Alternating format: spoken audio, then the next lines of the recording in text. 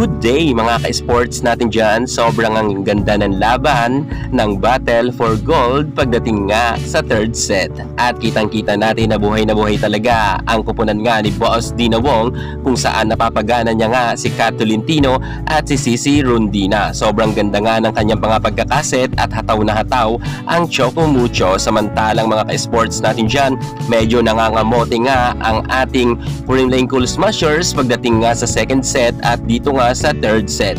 At kitang-kita natin na sobrang basang-basa nga sila ng mga middle blocker nga ng Choco Mucho at madalas nga magka-error pa dito ang nasabi nating Creamline, kung kaya nga lamang na lamang talaga sa kanila ang Choco Mucho. Grabe mga ka-sports natin dyan.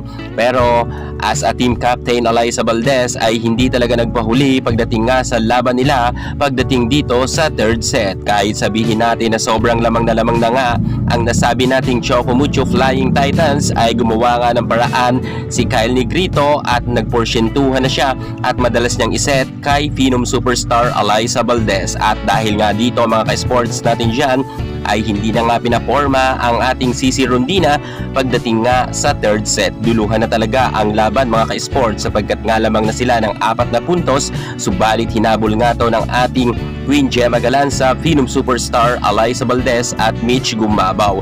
Maganda talaga ngayon ang galawan rin ng Choco Mucho kung ikukumpara natin sa Creamline. Medyo sinuwerte lang talaga ang nasabi nating Creamline Cool Smashers sapagkat nga sa duluhan sa laban ay napataob pa nga nila ang kupunan nga ni Boss Dina Wong. Sayang mga ka-sports natin dyan, lamang na nga ang Choco Mucho ay naabutan pa nga sila kasi kitang-kita natin na 19 na nga ang Creamline at 22 na nga ang Choco Mucho, pero nahabol yan dahil nga sa mga mabibigat rin na mga services nga ng ating Tots Carlos.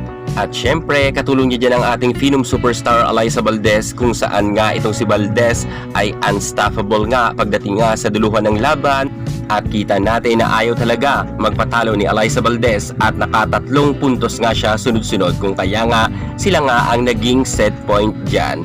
At dahil dyan mga ka-sports natin dyan, ang kanilang ang kalamangan ay hindi rin dito pumayag itong si Maddie Madayag, kung saan nga mga ka-sports ay talagang naitay niya pa to sa score na 24.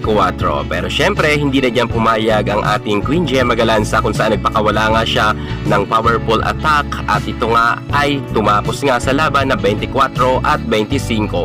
Pumabor nga ito sa Creamline Cool Smashers. Panalo na ng 2 set ang Creamline. Titingnan natin kung papalag pa ba ang Choco Mucho sa 4th set.